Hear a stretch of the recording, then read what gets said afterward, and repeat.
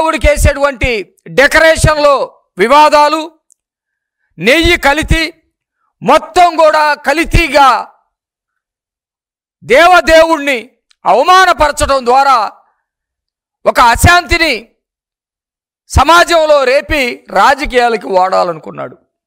దేవదేవుడు ఊరుకోడు. వెంకటేశ్వర స్వామి చాలా పవర్ఫుల్ దేవుడు. అనేక కోట్లాది మందికి ఆయన ఆరాధ్య దైవం. ప్రాణాలు కూడా ఇచ్చేవాళ్ళు ఉన్నారు.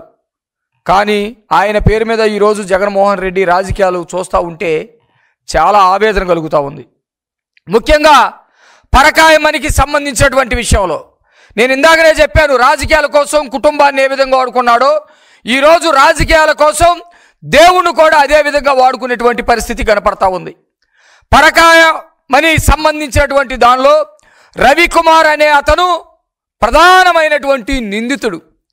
దాదాపు సంవత్సరాల కాలం పాటు అక్కడ డబ్బులు లెక్కించేటువంటి పని పేరు మీద స్వదేశీ మనీ, విదేశీ మనీ మొత్తాన్ని కూడా తీసుకొని వెళ్ళిపోతూ కోట్ల రూపాయలు, వందల కోట్లు, వేల కోట్ల రూపాయలు సంపాదిస్తూ ఉన్నటువంటి పరిస్థితి అందరికీ తెలిసిందే. ఈ సంపాదన చేయటం, ఈ దొంగతనం చేయటం అనేది అక్కడ ఉన్నటువంటి చైర్మన్కి తెలియకుండా, అక్కడ ఉన్నటువంటి ఈవోకి తెలియకుండా జరుగుతుందా? ఇది ప్రశ్న. ఇక్కడ కనుక చూస్తే చాలా రకాలుగా పరిశీలన చేస్తే, విచారణ చేస్తే ఖచ్చితంగా రవికుమార్ అనే అతనితోటి ఈ దొంగతనాలన్నీ కూడా చేయించింది ఆనాటి TDT board chairman Karunakar Reddy, EO Dharma Reddy అనే సంగతి స్పష్టంగా అర్థమైపోయింది.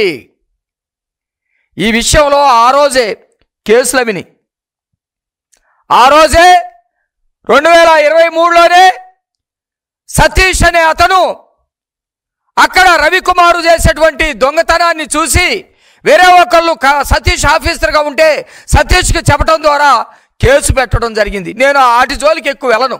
అవన్నీ కూడా ఈ 4 రోజుల నుంచి రాష్ట్ర ప్రజలందరూ కూడా చూస్తూ ఉన్నారు. కానీ ఈరోజు సంచలనం ఏంటంటే సతీష్ కుమార్ అత్యంత దారుణ హత్యకు గురైపోయాడు. ఎవరు చంపారు? ఎవరికి చంపాల్సిన అవసరం ఉంది? చంపి ఇది హత్య కాదు, ఆత్మహత్య అని చెప్పాల్సినటువంటి అవసరం ఎవరికి ఉంది? చాలా స్పష్టంగా మీరు కనుక చూస్తే సతీష్ కుమార్ అనే అతను చనిపోయాడు అనే వార్త ఈ రాష్ట్రంలో ఉన్నటువంటి ప్రజలకు కానీ, లేకపోతే టీవీలు పేపర్లు చూసేటువంటి వాళ్ళకు కానీ సమాచారం అందింది సుమారు 11 గంటలప్పుడు. ఆ రోజున 11 గంటలప్పుడు అందరికీ తెలిసినటువంటి వార్త.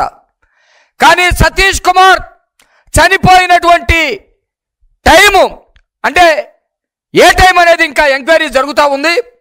అక్కడ పలానా ట్రైన్లో ప్రయాణం చేస్తూ ఉన్నాడు కాబట్టి అక్కడ కోమలి స్టేషన్కి ఆ ట్రైను 2:30 టైము అర్ధరాత్రి ఆ టైంలో వస్తుంది కాబట్టి బాడీ ఆ కోమలి రైల్వే స్టేషన్లో ఉంది కాబట్టి ఆ 2:30 అప్పుడు చనిపోయి ఉండవచ్చు అని భావిస్తూ ఉన్నారు. అది ఒక వెర్షను. నేనేమంటా ఉన్నానంటే 11 గంటలప్పుడు సమాజానికి తెలిస్తే ఖచ్చితంగా వైసీపీకి సంబంధించినటువంటి అఫీషియల్ ట్విట్టర్లో 1 గంటకే సతీష్ కుమార్ ఆత్మహత్య చేసుకున్నాడు. పరకామణి కేసులో కీలక వ్యక్తి సతీష్ కుమార్ ఆత్మహత్య. ఎవరు చెప్పారండి? వీళ్ళకి ఆత్మహత్య అని ఎవరు చెప్పారు? ఈ అఫీషియల్ ట్విట్టర్ని నడిపేది ఎవరు? జగన్మోహన్ రెడ్డి. జగన్మోహన్ రెడ్డి ఆదేశాలు లేకుండా అఫీషియల్ ట్విట్టర్ పేజీలో ఎవరు కూడా పోస్ట్ పెట్టరు. వీళ్ళు 11 గంటల 10 నిమిషాల ప్రాంతంలో సతీష్ కుమార్ ఆత్మహత్య అని చెప్పేసి 1 గంట ప్రాంతంలో సతీష్ కుమార్ ఆత్మహత్య అని చెప్పేసి ట్విట్టర్ పేజీలో పెట్టారు. వీళ్ళకి ఎవరు చెప్పారు? 11 గంటల టైం వరకు ఎవరైతే సతీష్ కుమార్ ఉన్నారో సతీష్ కుమార్ కుటుంబ సభ్యులు అక్కడికి చేరుకోలేదు. నెంబర్ 1, పోలీసులు అక్కడికి చేరుకోలేదు. నెంబర్ 2, సిఐడి అధికారులు అక్కడికి చేరుకోలేదు. నెంబర్ 3, స్థానికులు మాత్రమే కొద్దిమంది చూశారు.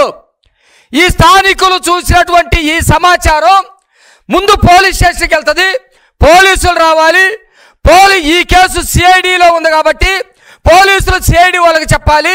సిఐడి వాళ్ళు రావాలి. అక్కడ పోస్ట్ మార్టం రిపోర్ట్కి పోవాలి.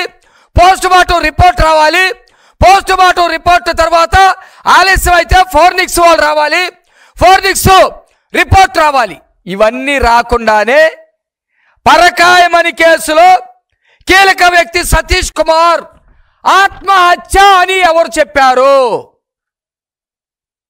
అంటే సొసైటీలో సతీష్ కుమార్ ఆత్మహత్య చేసుకున్నాడు అనేది ఒక ప్రచారం చేయాలి.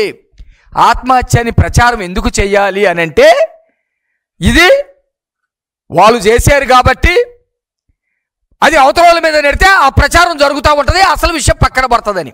Please subscribe to Leo news for more videos.